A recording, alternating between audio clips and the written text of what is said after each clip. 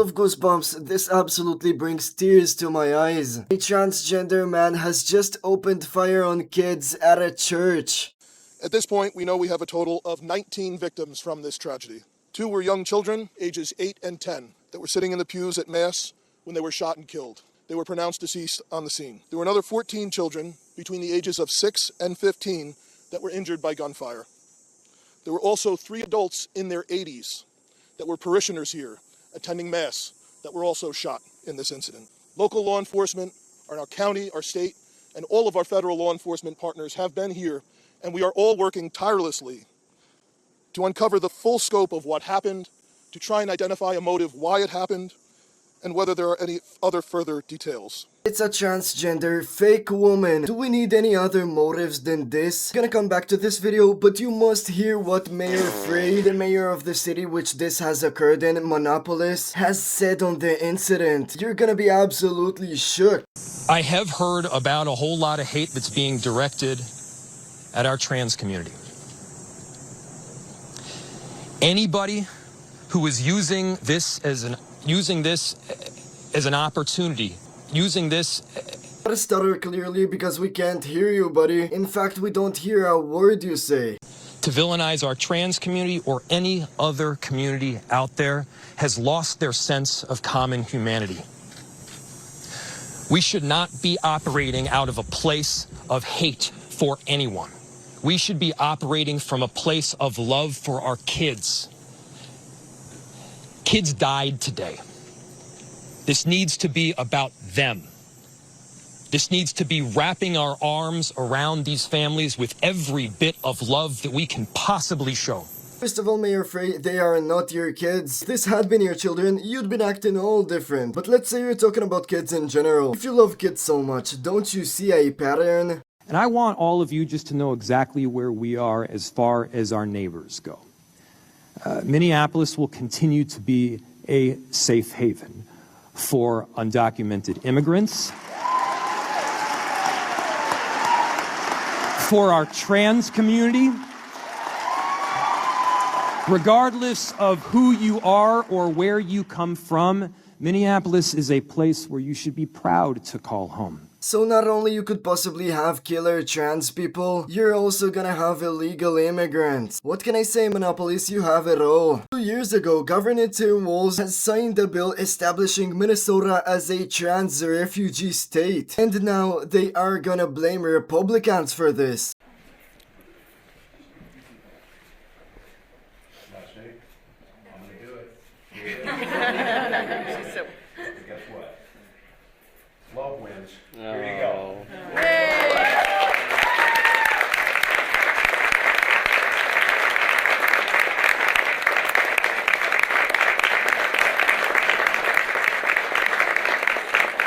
Everybody's clapping for what? Thank God we have Donald Trump as president, Vice President JD Vance. And let me know in the comments down below if President Trump should immediately sign an executive order to reclassify gender dysphoria as a mental illness. Sorta saying that he's sick and tired of pretending like it's not. No more children should die at the hands of trans people. Why? Yeah, I sat in that office with those Sandy Hook parents. I've become friends with school shooters. I've seen it. Look, the NRA, I was an NRA guy for a long time. They used to teach gun safety.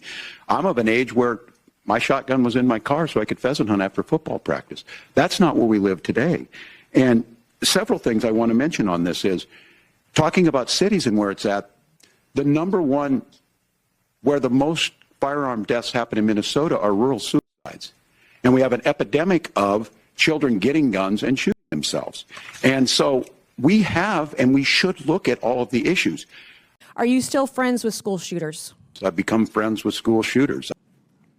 I have never been a friend with a school shooter. Didn't you say you were friends with school shooters on the debate stage? Oh, Congresswoman. Yeah, is bullying... He misspoke, so maybe he missigned, and maybe he misthought. The idea that Minneapolis should become a trans sanctuary, than a legal alien sanctuary. Jesse Waters, a conservative political commentator, has absolutely publicly exposed the transgender killer issue. Just a second before we get into that, let's go back to what the Minneapolis police are saying about a manifesto which we have sneak peeks from. The coward that shot these victims took his own life in the rear of the church.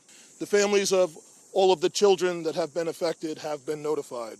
That coward has been identified as 23-year-old Robin Westman. No prior criminal history. As to the weapons used to perpetrate this horrific attack, there was a rifle, a shotgun, and a pistol. All three had been lawfully purchased by the shooter. We are also aware of a manifesto that the shooter had timed to be released on YouTube. This manifesto appeared to show him at the scene and included some disturbing writings.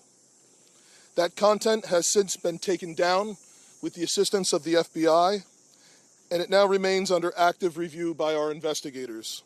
While we don't have the video of the manifesto, what we do have is certain posts of this shooter's social medias, which include these. This contains an S-note, which is absolutely horrifying. I'm not gonna be reading all of this, but if you are interested, I suggest you pause the video. The media is bad at pattern recognition. We aren't. Just 2 years ago, another trans 20-something walked into a Christian school in Nashville with a rifle and shot 3 kids and 3 adults. They buried the manifesto and locked down the case. We've seen trans shootings in Colorado and in Maryland. They even shot up an ICE facility in Texas. And it seems like half of Antifa's trans. A couple of they-thems just got popped for firebombing Teslas. The mayor of Minneapolis says you can't say that. Anybody who is using this as an opportunity to villainize our trans community or any other community out there has lost their sense of common humanity. We should not be operating out of a place of hate for anyone. We should be operating from a place of love for our kids. I don't hate anyone who thinks they're trans. I feel sorry for them. But statistically, the trans population has been prone to violence. That's not villainizing, that's reality. And if you can't recognize reality, you're in danger. Thank you so much, Jesse Waters, for being a voice of logic. This story is absolutely terrifying and saddening. How could somebody shoot up not only a church, a place of love and value, but also innocent kids? Obviously, this would only be a seriously deranged killer, a mentally ill psychopath. And guess what the liberal medias are trying to do? They're trying to frame it on the conservatives and once again make it a gun law issue. I mean, obviously the transgender shooter was a Trump hater, a Catholic Christian hater, but he also was anti-Semitic. We don't dislike many of these outlets enough. See, he didn't lie. Donald Trump's name was mentioned on the weapons, but they just don't tell you what was actually said. This is what was said. You can read it. This is also what was said on the optic. But let's go back. How is ABC reporting this? The name of President Trump written on the guns. There are also... Unbelievable.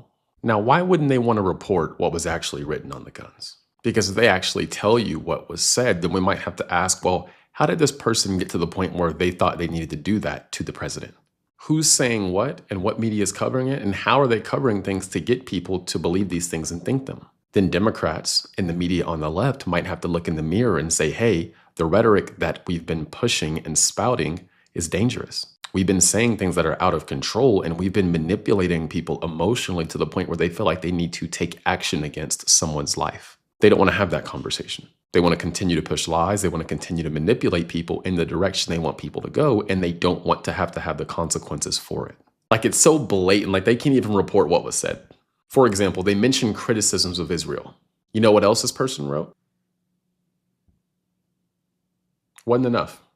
We do not hate most of the mainstream media enough. We need to keep calling them out and keep destroying their credibility until they start to report things honestly. Let me know in the comments why you think the ABC has forgotten certain details. Did they forget details, or are they deliberately narrative controlling? Thank you, Jeffrey Mead, for helping me sum this up. I gotta be honest with y'all, when I first saw this, I had tears in my eyes, but I wasn't surprised. What do you expect from a city that is a sanctuary for mentally ill people? If you wanna help share this video, like, subscribe, and comment down below. I truly love and appreciate y'all, and I wanna thank you for watching till the end.